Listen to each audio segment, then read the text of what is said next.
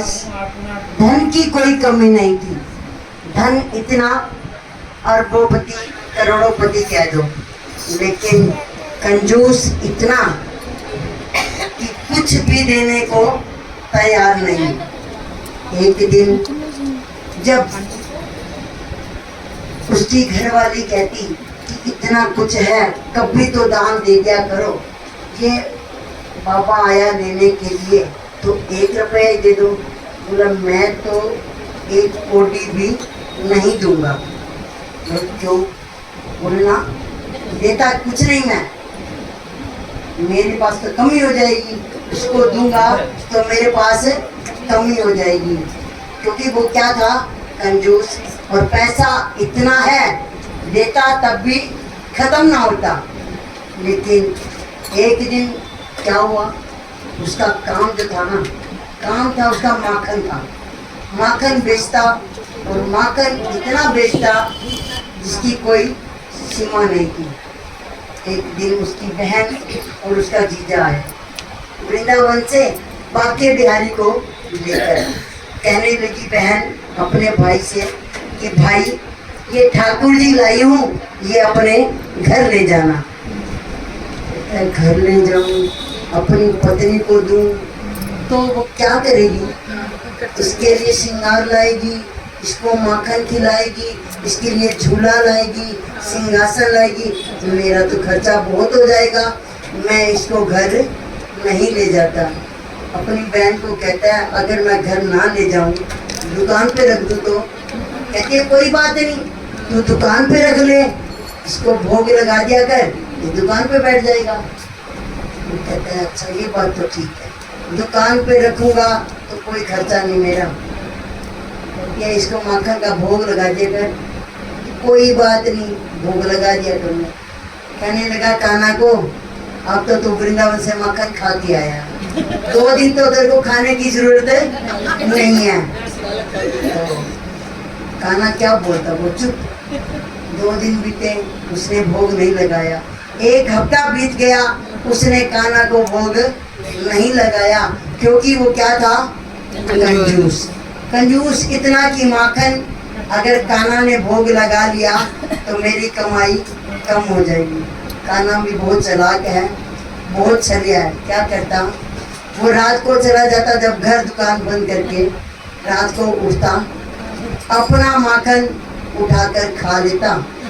सवेरे जब वो आता कहते माखन आधा कम है, तो मैं तो पूरा रखे गया था, तो माखन कौन खा गया?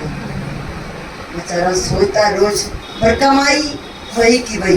कमाई में कमी नहीं थी, माखन चाहे कम था लेकिन कमाई पूरी की पूरी।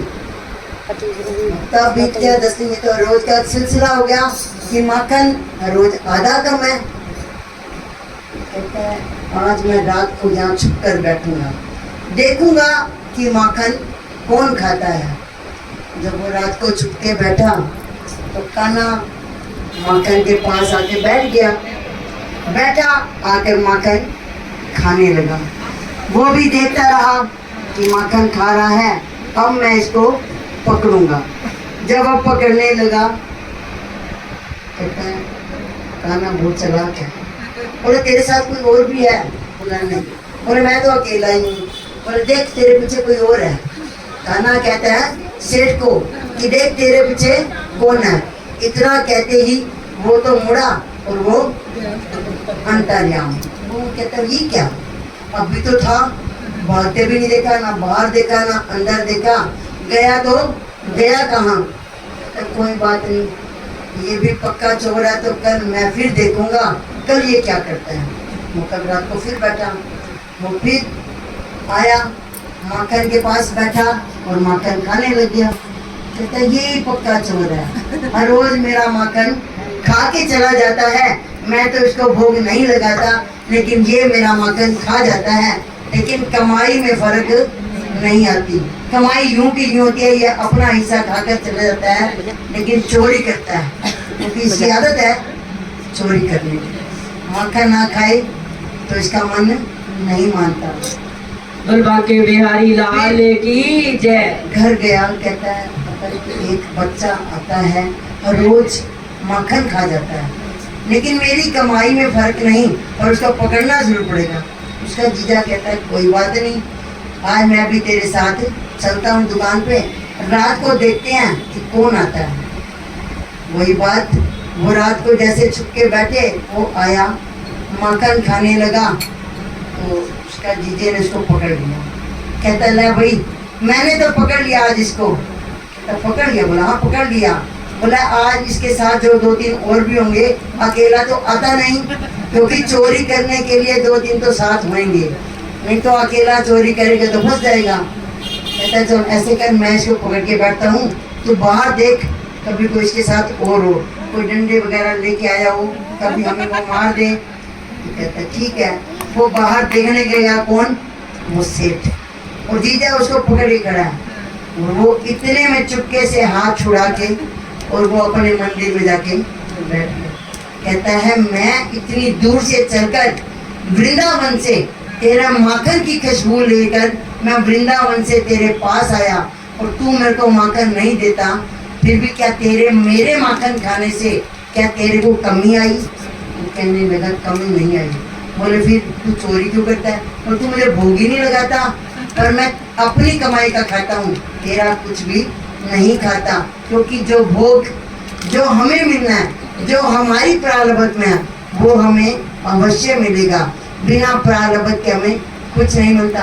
अब लोग दुकान पे जाते हैं सुबह से, कई तो 7 बजे चले जाते हैं, किस लिए?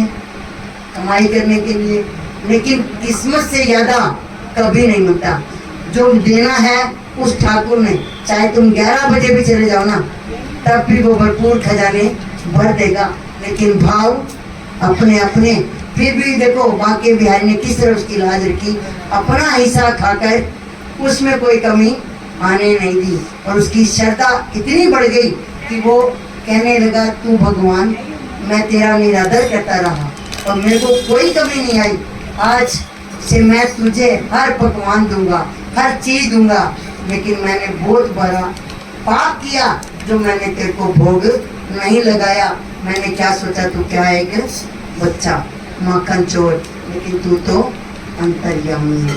हम समझते नहीं, लेकिन ये पल पल सबकी संभाल करता है। और श्री महाराज की